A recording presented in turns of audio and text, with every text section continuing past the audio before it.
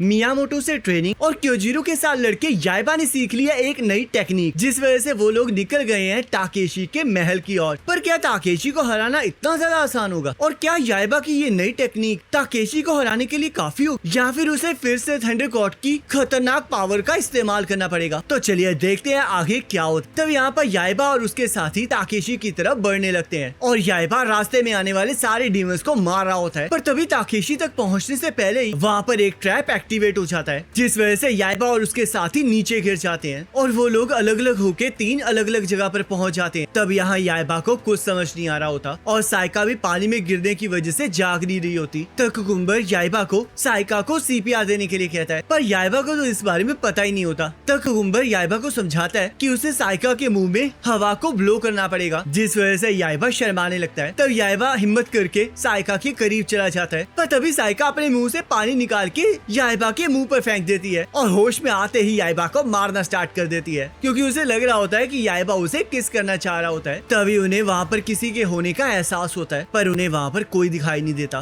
तब यहाँ पर गैरो, टाइगर और वल्चर किसी अलग जगह पर होते हैं, जहाँ पर वो एक मॉन्स्टर के ऊपर खड़े होते हैं। पर तभी वो मॉन्स्टर उनके सामने आ जाता है और उन्हें बताता है कि वो ताकेशी के 4 डेविल किंग्स में से एक है और वो वहाँ पर उन्हें खाने आया है। तब वो उन तीनों को खाने की कोशिश करने लगता है, पर वो तीनों बच जाते हैं। तब यहाँ पर मियामोटो और क्योजिरो आपस में ही लड़ रहे होते हैं और अपनी हालत का जिम्मेदार एक दूसरे को ठहरा रहे होते हैं। पर तभी उनके सामने एक डेविल किंग आ जाता है, जो कि दिखने में मॉन्की जैसा होता है। तब मियामोटो उस पर हमला कर देता है, पर वो मॉन्की बहुत ज्यादा सख्त होता है। तब क्योजिरो भी अपनी तलवार से उस पर हमला कर देता है, पर वो मॉन्की फिर से बच जाता है और सुपरमैन में कन्वर्ट होके अपने आप को सुपर गुरिल्ला कहने लगता है। तब वो मियामोटो और क्योजिरो से उनके नाम पूछता है और वो दोनों बड़े स्टाइल से अपना नाम बताने लगते हैं और आपस में ही एक दूसरे के साथ लड़ना स्टार्ट कर देते हैं, जिस वजह से गुरिल्ला को हंसी आने लग जाती है और वो उन लोगों को वर्दी ओपोनेंट नहीं मानता, जिस वजह से क्योजिरो और मियामोटो को गुस्सा आ जाता है और वो दोनों ही गुरिल्ला पर हमला कर देते हैं। पर गुरिल्ला उनकी तलवार को पकड़कर उन्हें दूर पटक देता है और उनके ऊपर पिलर को उखाड़कर फेंकने लगता है। तब वो दोनों उसके हमले से बच जाते हैं और क्योजिरो को उसे देखकर एक आइडिया आता है, जिस वजह से वो डिसाइड करता है कि वो अब गुरिल्ला के साथ हाथ मिला लेगा ताकि वो मियामोटो को हरा के याइबा की तलवार को हासिल कर सके। तब यहाँ पर याइबा बाहर जाने का रास्ता ढूंढ रहा होता है, पर वहाँ पर भी एक डेविल किंग साइका के गले से थंडर गॉड का ऑक चुराने की कोशिश करने लगता है, जिससे साइका बचा लेती है। तब याइबा इस बारे में पूछने लगता है और डेविल किंग कैमिलियन उसे तलवार और ऑक को उसके हवाले करने के लिए कहता है, पर याइबा इस चीज से साफ साफ मना कर देता है और अपनी नई टेक्निक से उस कैमिलियन पर हमला कर देता है। पर तभी वो कैमिलियन अचानक से गायब हो जाता है और फिर से साइका से ऑक छीनने की कोशिश करने लगता है। तब याइबा अपनी तलवार को घुमाकर कैमिलियन पर फिर से हमला कर देता है, पर वो बीच में साइका को ले आता है, जिस वजह से याइबा पेड़ को काटकर साइका को बचा लेता है,